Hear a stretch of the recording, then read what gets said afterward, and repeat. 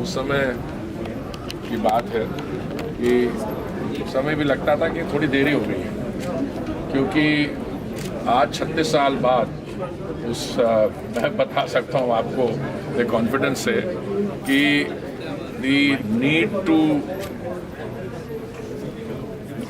Safeguard the habitat, उसमें क्योंकि ये कांस्टेंट स्ट्रगल रहती है बिटवीन मैन एंड नेचर, ठीक है, और आप कंजम्पशन जैसे बढ़ती है तो वैसे आप देखते हैं कि जो रिसोर्सेज होते हैं हैबिटेट दुनिया के, उस पर प्रेशर ज़्यादा पड़ता है।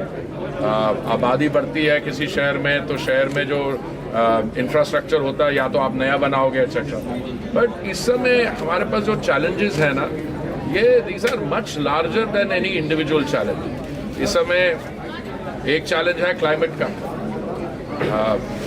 एक चैलेंज है पोल्यूशन का, चैलेंजेस हैं आपके सॉइल इरोजन का। अभी सदगुरु जी ने सेव द सॉइल का एक आंदोलन शुरू किया, जैसे ये सारे मिले हुए हैं, देर ऑल इंटीग्रेटेड। सो मुझे बड़ी खुशी है कि हमारे यहाँ माननीय प्रधानमंत्री जी ने 2014 में जो योजनाएं शुरू की, वो सर्वोदय अंत्योदय कैसे जो विकास के लाभ हैं वो सबसे हमारे जो भाई बहन है जिनको इसकी सबसे ज़रूरत है उन तक कैसे सबसे पहले पहुंचाया जाए। और जब संयुक्त राष्ट्र ने भी जब सस्टेनेबल डेवलपमेंट गोल्स पे काम शुरू किया, उसकी भी फिलॉसफी वही थी, टू द फादर्स फर्स्ट। उस समय भी मैंने कहा था कि ये देखिए, हमारे यहाँ तो ये गांधी जी की समय से हमारी जो सोसाइटी की फिलॉसफी है। दूसरा एक होता है कि केंद्रीय सरकार या राज्य सरकारें जो हैं वो योजनाएं बनाए, कुछ ऐसी जो महत्वपूर्ण जो हमारी रिक्वायरमेंट्स हैं वो तभी सफलता उनको मिलती है जब वो सरकार की योजना जो है एक जन आंदोलन बन जाए। और मुझे लगता है कि इसमें ऑन इश्यूज रिलेटिंग टू स्वच्छता, वो तो बिल्कुल सही है, स्वच्छता पे तो हो गया। दूसरा बाकी भी जो हमारे चैलेंजेस हैं, इन्वायरमेंटल चैलेंज, अब माननीय प्रधानमंत्री जी ने लाल किले से कहा था कि वो सिंगल यूज प्लास्टिक पे, देखिए वहाँ पे जोरों से काम शुरू हो गया।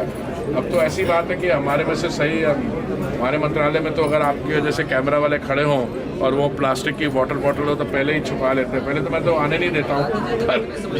पर ये जब तक ये कॉन्शियसनेस हमारे अंदर से नहीं आएगी, तो इस अवसर पे मुझे बहुत खुशी है कि ये यूनाइटेड नेशंस के साथ हम लोग वर्ल्ड हैबिटेट डे पे कर रहे हैं। उसका इम्पोर्टेंस इज टू हैव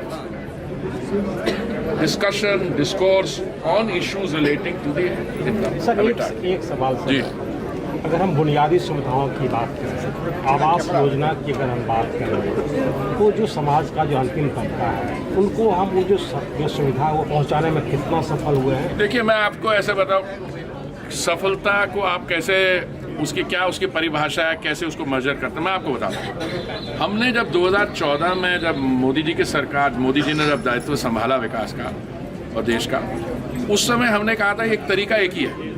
तरीका एक है, आप नहीं कहें कि कितनी ज़रूरत है आवास की, आप राज्यों से पूछें। और राज्यों से हमें पूछा सबसे, उस समय डिमांड असेसमेंट आई 1 करोड़ की, ठीक है।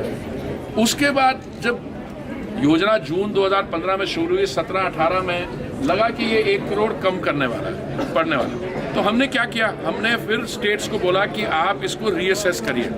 तो रीअसेस करते चक्कर में वो 1 करोड़ से 1 करोड़ 22 लाख आ गए। पर कुछ ऐसा हुआ, कुछ स्टेट्स ने कहा कि हमारी अभी भी पूरी नहीं हुई, पर कुछ और भी स्टेट्स हैं जिन्होंने जो मांगी थी वो कहे कि हमारा लगभग पूरा हो गया है। या ये योजनाएं सिर्फ केंद्र सरकार की नहीं होती।